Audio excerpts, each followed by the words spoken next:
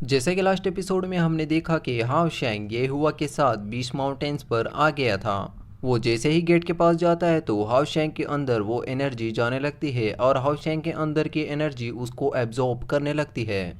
ये हुआ ये देखकर हैरान हो जाते हैं और वो कहते हैं कि इसने अगर और लाइट को एब्जॉर्ब की तो अच्छा नहीं होगा। कि तभी वहाँ पर एक स्वॉर्ड आती है जो कि हाओ शेंग को जाकर लगने ही वाली थी कि तभी ये हुआ आकर रोक लेते हैं। ये तलवार ये हुआ कि बचपन की क्लासमेट की है और ये यहाँ पर उसके बेटे के साथ आया है और इसका नाम गोइंग है। गोइंग कहता है कि हमने बहुत सालों से एक दूसरे को नहीं देखा है और तुम अब भी वैसे ही हो। फिर ये हुआ याद करने लगता है कि कैसे गोइंग उसे बचपन में परेशान किया करता था। गोइंग कहता है कि गेट की लाइट डेमन बीस्ट को बाहर आने से रोक रही है, लेकिन तुम फिर भी तुम्हारे डिसाइबल को इसे अब्जॉर्ब करवा रहे हो। लूजर्स हमेशा शॉर्टकट ढूंढा करते हैं। ये हुआ को ये सब सुनकर बहुत ज़्यादा गुस्सा आ जाता है और उन दोनों के बीच में बहस बढ़ने लगती है।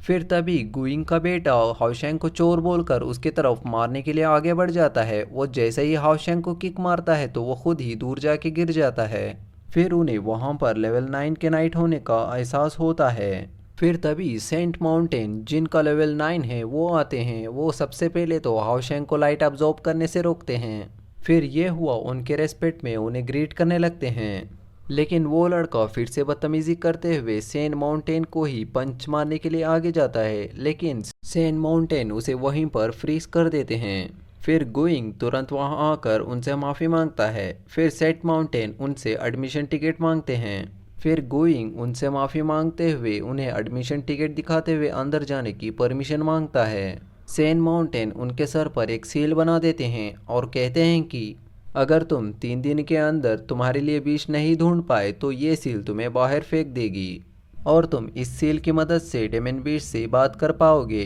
फिर वो पागलपंती करते हुए पागलों की तरह अंदर जाने लगता है। फिर हाओशेंग अपना एडमिशन टिकट देता है। जब वो उसके लेवल 3 पर होने का देखते हैं तो वो बहुत ज़्यादा हैरान हो जाते हैं। उन्हें तो यकीन ही नहीं होता कि इतना छोटा लड़का लेवल 3 पर है, इसीलिए वो हाओशेंग को पर्सनली बुलाकर उसके लेवल को चेक करते हैं। फिर उसे भी अंदर जाने की परमिशन दे देते हैं। ये हुआ उसे अंदर जाने से पहले कहते हैं कि तुम इन बातों को याद रखना, अगर तुम्हें कोई बीच ना मिले तो तुम जाने देना, कोई भी खतरा मत मोल लेना और गोइंग के बेटे से दूरी बनाए रखना। उसके वहाँ से जाते ही ये हुआ सेंट माउंटेन से माफ़ी मांगते हैं और कहते हैं कि हाओशेंग का कोई इरादा नहीं था कि वो लाइट अब्जॉर्ब कर ले। सेंट माउंटेन कहते हैं कि मैं जानता हूँ कि ये बच्चा बहुत ज़्यादा जीनियस है। नाइट्स के इतिहास में इससे पहले इतने छोटे लड़के ने आज तक कभी भी बीस्ट को प्राप्त नहीं किया है। और कहते हैं कि क्या तुम नहीं जानते कि जल्दी से सक्सेस पाने के लिए ये बहुत ज़्यादा मुश्किल रास्ता है। हाओशेंग अंदर जाते ही तुरंत समझ जाता है कि वो सन ऑफ लाइट होने की वजह से ये लाइट उसके अंदर जाने लगी थी। उसे गेट के अंदर आते ही बहुत ज़्यादा खूबसूरत नज़ारा दिखाई देता है और वो आगे बढ़ने लगता है। उसे रास्ते में हॉर्न रैबिट दिखाई देता है जो कि बहुत ज़्यादा क्यूट था और फिर वो और भी अंदर जाने लगता है क्योंकि घने जंगल में ही उसके सूटेबल का बीज मिल पाएगा। वहीं हम गुई को देखते हैं जो जंगल को उजाड़ता हुआ आगे जा रहा था और जो भी कमज़ोर बीज दिखाई दे रहा था उन सभी को घायल करते जा रहा था। सेंट माउंटेन इन दोनों पर ही नज़र बनाए हुए हैं। वहीं हाओशेंग नेचर का सहारा लेते हुए आगे बढ़ रहा था और उसे हर बीच प्यार देते हुए आगे का रास्ता बता रहे थे। वहीं उसे गोल्डन मैन मौत मिला है। वो सील की मदद से उससे कम्युनिकेट करने की कोशिश करता है, लेकिन वो सब उसे इनकार करके आगे बढ़ जाते हैं।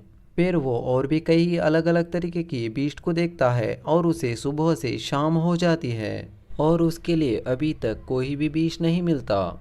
वहीं गुवीवू अपने मज़े के लिए छोटे छोटे बीस्ट को जान से मार रहा था और वो हॉर्न रैबिट को भी घायल कर देता है। रात को जब हाओशेंग हॉर्न रैबिट को देखता है तो उसके घाव को हील करने लगता है और उसे एक मैजिक डियर दिखता है और उस पर काबू पाने के लिए उस पर हमला कर देता है। और यहीं ये एपिसोड ख़त्म होता है।